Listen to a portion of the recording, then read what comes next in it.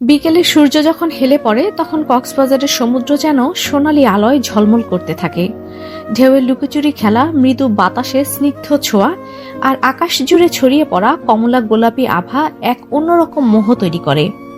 সমুদ্রের ধারে বালুর ওপর ছড়িয়ে থাকা পায়ের চিহ্ন, নরম বাতাসের স্পর্শ আর দূর থেকে ভেসে আসা ঝিনুকের খসখসে শব্দ সবকিছু মিলিয়ে এক স্বপ্নময় পরিবেশ সৃষ্টি করে। এক পাশে নারিকেল গাছের সারি, আরেক পাশে রাস্তা ধরে ধীরে ধীরে হেঁটে চলা পর্যটকদের আনন্দ উচ্ছ্বাস, সব মিলিয়ে বিকেলটা এক অন্যরকম প্রশান্তির। প্রায় 3 ঘন্টা দীর্ঘ যাত্রা শেষে তারা অবশেষে রিসোর্টে পৌঁছায়। গাড়ি থেকে নামতেই চোখে পড়ে সুবিশাল এক প্রবেশদ্বার, যেখানে বড় বড় গাছপালা ছায়া দিয়ে রেখেছে পুরো চত্বর। রিসোর্টের চারপাশে ঘেরা সবুজ বনানী, সামনে এক প্রশস্ত লন, আর একটু দূরে গেলেই সমুদ্রের গর্জন শোনা যায়। বাতাসে হালকা লবণের গন্ধ মিশে আছে, যা জানান দেয় সৈকত বেশি দূরে নয়। ধূসর গাড়ি থেকে নেমেই রিসোর্টের ম্যানেজারের সঙ্গে কথা বলতে ব্যস্ত হয়ে পড়ে। এখানে সে বেশ পরিচিত, কারণ রিসোর্টের মালিক তার পরিচিত কেউ, এটাই মূল কারণ। এই কারণেই তারা এই জায়গায় উঠেছে। ম্যানেজার অত্যন্ত আন্তরিকভাবে তাদের স্বাগত জানায়, দ্রুত সবাইকে রুমের চাবি বুঝিয়ে দেয়। ঈশিতা আর অনু আগেই রিসোর্টের সৌন্দর্যে মুগ্ধ হয়ে ঘুরে দেখতে ব্যস্ত। অন্যদিকে ইচ্ছে গাড়ি থেকে নেমে চারপাশটা একবার দেখে নেয়। সমুদ্রের হালকা গর্জন তার কানে আসছে। তার চোখের সামনে লতা গুল্মে ঢাকা ছিমছাম পরিবেশ যেন এক অদ্ভুত প্রশান্তি এনে দেয়। তবে ধূসরকে দেখে সে কিছুটা অস্বস্তি অনুভব করে, কারণ প্লেনে তার কাঁধে মাথা রাখার ঘটনাটা এখনো তার মাথায় ঘুরপাক খাচ্ছে। অর্ণব মাঝে মাঝে চোরাগোপ্তা দৃষ্টিতে তাহসিনের দিকে তাকিয়ে থাকে। সে বোঝার চেষ্টা করছে তাহসিন এখন কেমন অনুভব করছে। অন্যদিকে মীরা ধূসরের কাছাকাছি থাকার চেষ্টা করছে, কিন্তু ধূসর একদম নির্লিপ্তভাবে রিসোর্টের ম্যানেজারের সঙ্গে কথা বলে যাচ্ছে। রিসোর্টের রিসেপশনে চাবি বুঝে নিয়ে সবাই একে একে নিজেদের ঘরের দিকে রওনা দেয়। দীর্ঘ যাত্রার ক্লান্তি সবার চোখে মুখে স্পষ্ট, তবে মনটা খুশিতেই আছে। বিশেষ করে ঈশিতা আর অনু তো রীতিমতো উচ্ছ্বাসে ভাসছে। যাক, অবশেষে একটা সুন্দর জায়গায় এলাম। এত সুন্দর রিসোর্ট, একদম গল্পের মতো। অনু চারপাশ দেখে মুগ্ধ হয়ে বলে। তাহসিন হাসে, কিন্তু তার চোখে এক অজানা ভাবনার ছায়া। ঈশিতা আর ইচ্ছে তাদের নির্ধারিত ঘরে প্রবেশ করে। রুমটা বেশ বড়সড়। জানলার পাশেই একটা ছোট ব্যালকনি, যেখান থেকে সমুদ্র দেখা যায়। ইচ্ছে ব্যাগ নামিয়ে জানলার কাছে গিয়ে দাঁড়ায়। নীল আকাশ আর ঢেউয়ের গর্জন তার মনে এক অদ্ভুত প্রশান্তি এনে দেয়। ঈশিতা একপাশে বসে বলল, এটা কি সত্যি নাকি স্বপ্ন? ভাবতেই পারছি না যে আমরা এখানে। ইচ্ছে হেসে বলে, স্বপ্ন হলেও বেশ ভালো লাগছে, তাই না?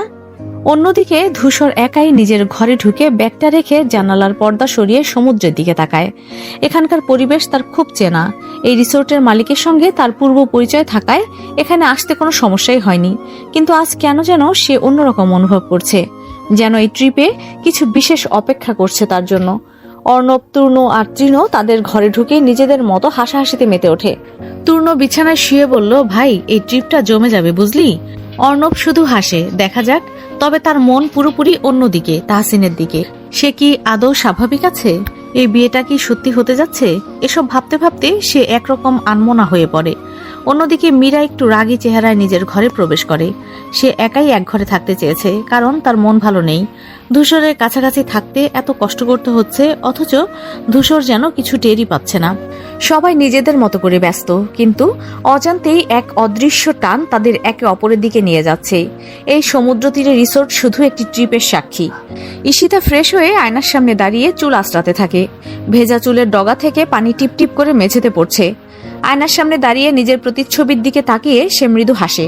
সমুদ্রের বাতাস যেন তার মুডটাই ফ্রেশ করে দিয়েছে। অন্যদিকে ইচ্ছে ফ্রেশ হতে বাথরুমে ঢুকে পড়ে। কোল্ড শাওয়ার ছেড়ে এক মুহূর্ত চোখ বন্ধ করতেই সারাদিনের ক্লান্তি কিছুটা হলেও দূর হয়। ঠান্ডা পানির ধারা গা বেয়ে নামতে থাকে, যেন সমস্ত অবসাদ ধুয়ে নিয়ে যাচ্ছে। বাইরে ঈশিতা ইচ্ছেকে তাড়া দিতে দিতে বলে, কিরে, এত সময় লাগছে কেন? ভেতর থেকে ইচ্ছে বলল, আসছি, একটু অপেক্ষা কর। ঈশিতা আয়নার সামনে চুল আঁচড়ে নিচ্ছিল। তখনই বাইরে থেকে তাহসিনের কণ্ঠ শোনা গেল, ইচ্ছে, তাড়াতাড়ি বের হ, খিদে লেগেছে, খেতে যেতে হবে। ইচ্ছে ভেতর থেকে বলে উঠল, 2 মিনিট দাও, একদম রেডি হচ্ছি। তাহসিন হালকা বিরক্ত হয়ে দরজার পাশে এসে বলে, 2 মিনিট মানে তোর জন্য 10 মিনিট, চল, দেরি হয়ে যাচ্ছে, সবাই অপেক্ষা করছে। ঈশিতা হেসে বলল, আহারে, ভাবি ভাবি বলে ডাকতে পারলে না, আর এখন সোনা ডাকছো? তাহসিন হেসে বলল, এসব বন্ধ রাখ, আগে ইচ্ছেকে বের হতে বল। ইচ্ছে তাড়াহুড়ো করে ওয়েট টাওয়াল দিয়ে মুখ মুছে নিল, চুল ঠিকঠাক করে দরজা খুলে বেরিয়ে এলো। তাহসিন সঙ্গে সঙ্গে ওর হাত ধরে টেনে নিয়ে বলল, চল সোনা, না হলে খেতে দেরি হয়ে যাবে। ঈশিতা মুস্কি হেসে বলল, বাহ, এতদিন পরে বুঝলাম ইচ্ছে আসলে কত বড় সোনা। ইচ্ছে লজ্জায় চোখ নামিয়ে বলল, উফ, তোমরা এত মজা করো কেন? তাহসিন আবার বলে, চল এবার, না হলে ধূসর এসে যদি তুই তোকারি শুরু করে তাহলে আমরাও বাঁচবো না। এই কথা শুনে ইচ্ছে হালকা শিউরে উঠল। ধূসর কেমন যেন ওর সামনে সবসময় একটা অদ্ভুত অস্বস্তি কাজ করে। ডাইনিং এরিয়ায় সবাই জমিয়ে খেতে বসেছে। খাবারের গন্ধে পুরো রিসোর্টের পরিবেশটাই যেন আরো প্রাণবন্ত হয়ে উঠেছে। অর্ণব আর তাহসিন নিজেদের মধ্যে কথা বলছে। ঈশিতা আর অনু গল্পে মগ্ন, আর তূর্ণ আর তৃণ নিজেদের মধ্যে খেতে ব্যস্ত। তবে ইচ্ছে একটু আনমনা হয়ে বসে আছে। ওর চোখ ধূসর আর মীরার দিকে আটকে গেছে। মীরা একদম স্পষ্টভাবে ধূসরকে চেয়ে চেয়ে দেখছে, যেন চোখ দিয়েই খেয়ে ফেলবে। তার নেশাতুর চোখে একটা অদ্ভুত ঝলক, ঠোঁটের কোণে হালকা হাসি। ইচ্ছে কিছুক্ষণ অবাক হয়ে ওদিকেই তাকিয়ে রইল। ধূসরকে কেউ এত খোলাখুলি ভাবে দেখছে, সেটা ওর একটু অস্বস্তিকর লাগছিল। হঠাৎ ধূসর চামচ নামিয়ে সোজা ইচ্ছের দিকে তাকায়। ইচ্ছে ধরা পড়ে গেছে। ও এতক্ষণ হা করে তাকিয়েছিল, সেটা ধূসর বুঝে গেছে।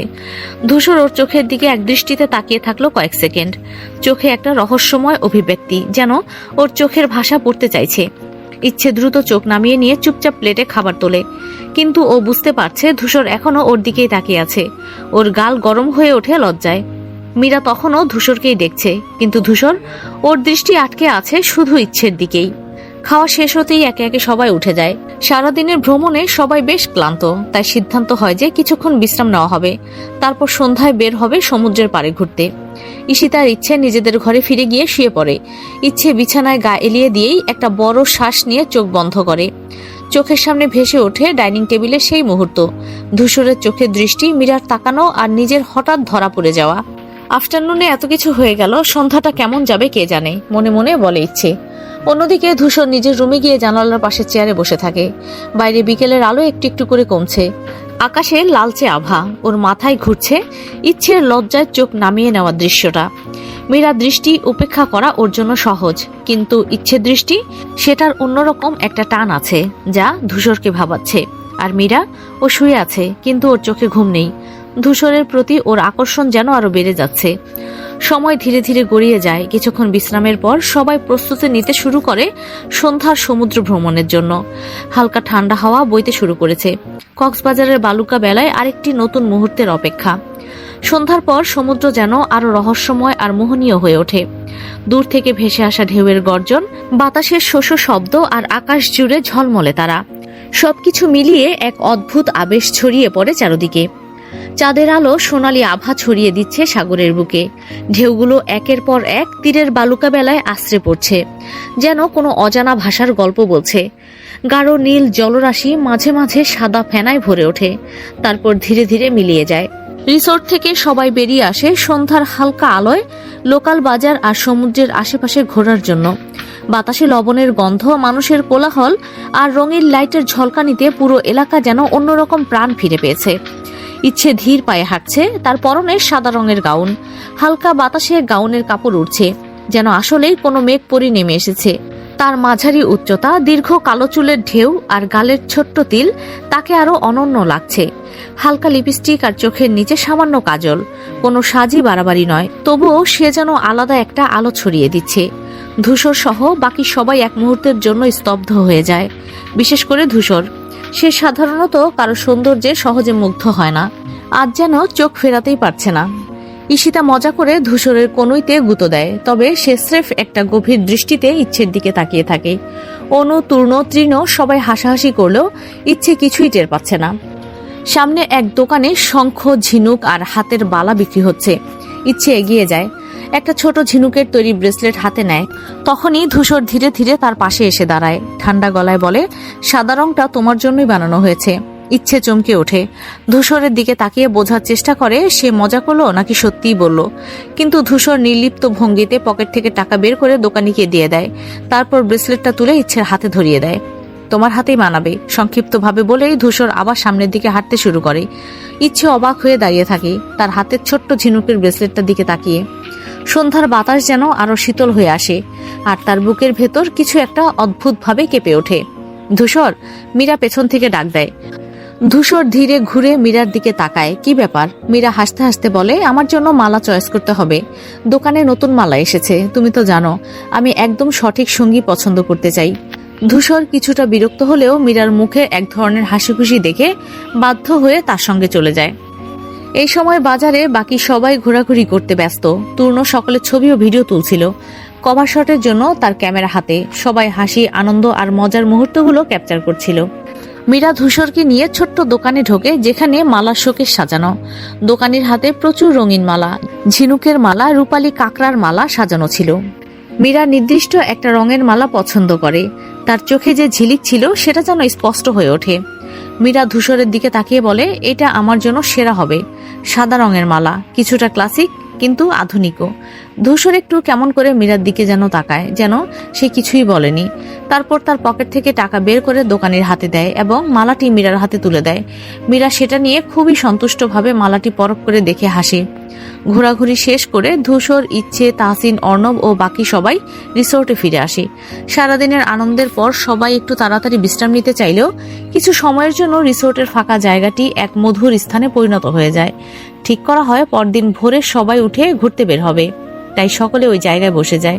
ফাঁকা জায়গায় একে একে চেয়ার পেতে সবাই বসে পড়ে। কিছু কাঠ জোগাড় করে আগুন জ্বালানো হয়। আগুনের নরম আলো ও উত্তাপ সবার মধ্যে এক অদ্ভুত আন্তরিকতা সৃষ্টি করে। তাহসিন আর অর্ণব প্রথমে কিছু কথা বলছিল, আর ঈশিতা আর ইচ্ছে মিষ্টি হাসিতে ভরা গল্প করছিল। ধূসর একপাশে একাই বসেছিল, তবে মাঝে মধ্যে তাকিয়েছিল সবার দিকে। সমুদ্রের ধারে আগুনের শিখা যেন আরো উজ্জ্বল হচ্ছিল। বাতাস ঠান্ডা হয়ে আসে, আকাশের তারাগুলো গুনগুন করে উজ্জ্বল হয়ে ওঠে। সকলের মুখে এক ধরনের প্রশান্তি, যেন আজকের দিনটা সারা জীবন মনে থাকবে। ভরা রাতের স্নিগ্ধ বাতাসে আগুনের চারপাশে একে অপরকে আরো কাছাকাছি পেয়ে তারা একে অপরের গল্প শুনছিল। ধূসর একসময় বলে ওঠে, এটা খুবই শান্তিপূর্ণ। তবে কালকে আমাদের খুব ব্যস্ত একটা দিন হতে চলেছে। সবাইকে সকালে উঠতে হবে ঘুরতে যেতে হলে, তাই মনে হয় সবাই একটু বিশ্রাম নিয়ে নেওয়া দরকার। ধূসরের কথা মতো সবাই একে একে তাদের ঘরে চলে যায়। তাহসিন ও অর্ণব নিজেদের ঘরে ফিরে গিয়ে নিজেদের চিন্তায় ডুব দেয়। একে অপরকে যতটা সময় দেয়া যায় ততটাই ভালো হবে, এই ভাবনা তাদের মাথায় ঘুরছিল। তূর্ণ ও তৃণ তাদের ঘরে ঢুকে গিয়ে কিছুক্ষণ পরেই ঘুমিয়ে পড়ে। সবাই ঘুমিয়ে পড়ে, কিন্তু রাতের নীরবতা সবার মধ্যে একটা অদ্ভুত শান্তি আনে।